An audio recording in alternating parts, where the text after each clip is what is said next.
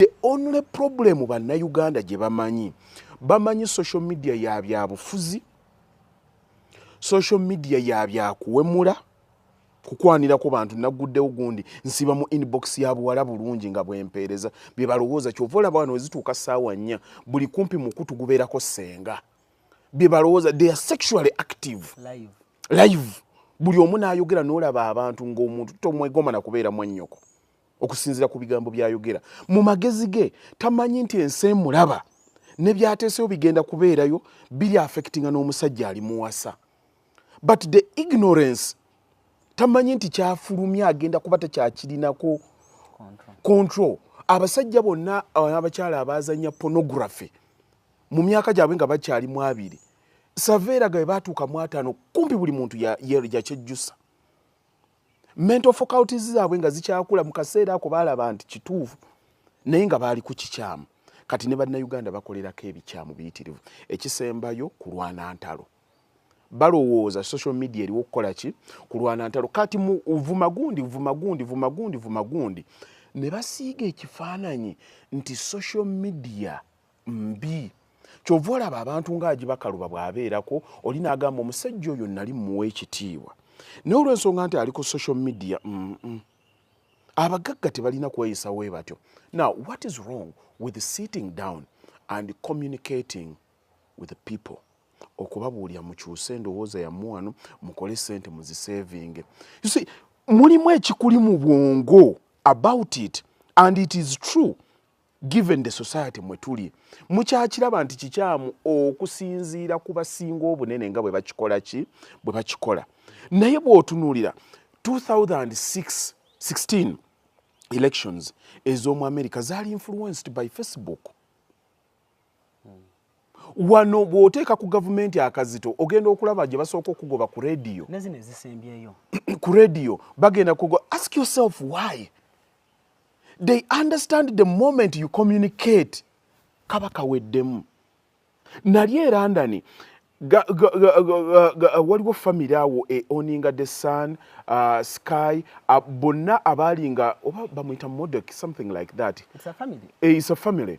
Beba owning Fox News bobija batuuka ekiseera ne babasitukiramu ne babagamba katubagobe e Bungereza. Nze nali security guard era bantwala nga tukuuma nga ogenda ne bakusasula olunaku lulamba kutuula butuuzi ku server bwoti eya computer baleme kujja kugikwataganyako nga bazudde nti abantu abo baali bafunye amaanyi mangi nnyo mu politics wa Bungereza nga we bakeera ku makya ne bayindosinga ne bagamba nti leero Labour yegenda okuwangula bapedolinga bakasuka ne bakukyusa obwongo. Kati we bafuna amaanyi ago kitegeeza deals zaabwe zonna emisolo gyabwe gyonna mujja compromisinga because of the power they hold.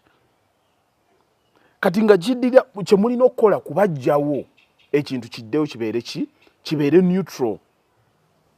Oba kitegeera kyengezaako kugamba tutuuse wano Obama 2008 tunuulira we yakuba kyekyakuba yali social media.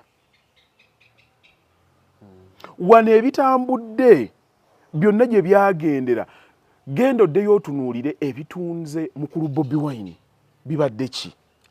It is social media. Only that nti omuntu abaako ekiseera waasikattira mu magezi naye tayagala kukkiriza nti asikattidde. Okitegeera kaakati abantu abamanyi influence eyo kyebava bagikozesa. Kaakati nze agibakalwa kyenva mbeerawo nenjogera omanyi platform zenninnyako omwaka natuuka butuusi kiseera si buli wompita nti ŋŋendawo yenzenze kajja ng'ogenda bwe ngamba wano ku auditorium ne mbaga nti mujje musasule emitwalo 10 nnaku 2 abantu baba bajjudde dda kumpuliza we boogera naye waliwo omujinga akyanvuma. It is influence. Gwani oyogera ngani be ready to package kyogula bana abawogana bo it doesn't matter kyovola bansomesa abantu ne mbagamba nti n'obulamu ffenna tukuba target ne target gye tunoonya si enkulu ennyo it is someone behind the rifle agenda okukuba target gw'olina okulongoosa obwongo. How do you ignore the sound? the wins byonna obignowadinga otya to focus on the target osobola okukuba obwongo bwe bubanga bukyabuukaano bubuukaano olaba ebyobufuzi olaba ebyaki ate nojja n'olaba business tosobola focus nze kyova olaba sigatta byange bwe mba mu business siyingira bya bufuzi it will affect me but I cannot be an activist buli mu kimu kyonna buli nina okusigalako muleeni wa wendi abasawo balungi naye tosobola gamba nti buli omu abeere muki musawo mulungi akole naye n'omulimi muleka akole ki buli omu alimu olubimbi lwe naye bw'okinyonnyola abantu yasigala mu kyaba alowoolezaamu mu ddakiika eyo